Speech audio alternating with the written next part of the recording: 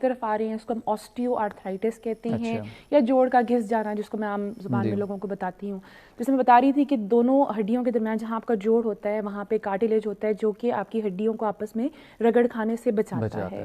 Time کے ساتھ، عمر کے ساتھ، وزن کا زیادہ ہونا، جیسے کہ ہمارا بیٹھے رہنے کا لائف سٹائل ہے، ہم زیادہ اٹھ کے چلتے پھرتے نہیں ہیں، پھر ہم ایکسرسائز اپنی ڈیلی روٹین میں نہیں کرتی ہیں.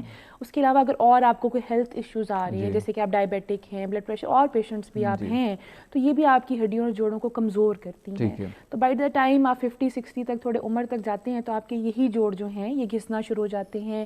ان میں درد ہوتا ہے، سوجن ہوتی ہے، اکڑاؤ ہوتا ہے. بعض پیشنٹ کہتے ہیں کہ ہمیں چلنے پھرنے میں ٹک ٹک کی آوازیں آتی ہیں. اچھا، پھر پاکستان میں سب سے پہلے یہ ہوتا ہے کہ جیسی پیشنٹ کو ایسا ایشو آتا ہے وہ سب سے پہلے اس کے اوپر پٹیاں باندھ کے ایک جگہ لیٹ جاتے ہیں یا بیٹھ جاتے ہیں، گرم کرنا شروع ہو جاتے ہیں، سیڑھیاں نہیں چڑھنی، بیٹھ کے نماز نہیں پڑھنی، اپنے آپ کو ایک چیز پہ لمٹ کر لیتے ہیں. اس کے نتیجے میں آپ کا جوڑ اور سٹف ہونا شروع ہو جاتا ہے کیونکہ اس کے جو ارد گرد مسلز ہوتے ہیں وہ یوز نہیں ہو رہے، وہ سکڑنا شروع ہو رہے ہیں، تو مسل آپ کا جوڑ جو ہے وہ اور شرنک ہونا شروع، تو آپ اپنی پرابلم کو بڑھاتے جا رہے ہیں. آسٹیو آرتھرائٹس کی 4 سٹیجز ہوتی ہیں.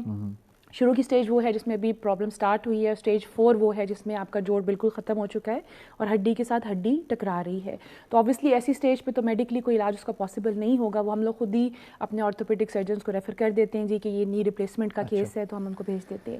لیکن اس سے پہلے اگر آپ ہمارے پاس پہنچتے ہیں ایز اے رومیٹولوجسٹ کے پاس پہنچتے ہیں تو ہمارے پاس بہت سی آپشنز ہیں کہ ہم آپ کے گھٹنے کو یا جو بھی جوائنٹ افیکٹڈ ہے آرتھرائٹس سے اس کو ہم بہتر کر سکتے ہیں. جن آپشنز کی میں بات کر رہی ہوں اس میں ایک حصہ دوائیاں ہیں.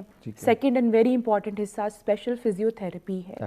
جس کا یہ مطلب نہیں ہے کہ آپ نے اٹھ کے چھلانگے لگانا شروع کر دینا ہے، اس کا مطلب یہ ہے کہ آپ نے گھٹنے سے ریلیٹڈ جو ورزشیں ہیں جو آپ کے گھٹنے کو اسٹرینتھن کریں گی، مضبوط کریں گی، آپ نے وہ والی ایکسرسائزز، خاص ایکسرسائزز ہوتی ہیں وہ آپ نے کرنی ہے. تھرڈ یہ ہوتا ہے کہ اگر پیشنٹ دوائیوں سے ان چیزوں سے بہتر نہیں ہو رہا تو ہم ایز اے رومیٹولوجسٹ جوائنٹ کے اندر انجیکشن لگاتے ہیں. پیشنٹ کو یہ بتایا جاتا ہے کہ یہ ٹیمپریری حل ہے لیکن یہ آپ کو ریلیف دے گا. فار ایگزامپل ایک بزرگ پیشنٹ میرے پاس آتا ہے جس کو ہارٹ کی پرابلم ہے، لنگس کی پرابلم ہے اور ایسے ایشوز ہیں کہ وہ بیچارے جو ہیں وہ سرجری کے لیے نہیں جا سکتے اور ان کی تکلیف جو ہے وہ دن بدن بڑھتی جا رہی ہے کہ بالکل ہی وہ تکلیف سے برا حال ہے ان کا. تو ایسے پیشنٹ میں سمپٹومیٹک ریلیف دینے کے لیے ہم مختلف قسموں کے انجیکشنز جو ہیں وہ جوائنٹ کے اندر لگاتے ہیں. Up to 6 months up to 1 year patients کو ریلیف آ جاتا ہے. جو سر فہرست انجیکشنز لگائے جا رہے ہیں پاکستان میں اس میں اسٹیرائڈس کے انجیکشنز ہیں، ہائلورونک ایسڈ یا جیل انجیکشنز جن کو کہا جاتا ہے وہ بھی استعمال ہو رہے ہیں. PRP کا بہت لوگ پوچھتے ہیں، ذکر کرتے ہیں.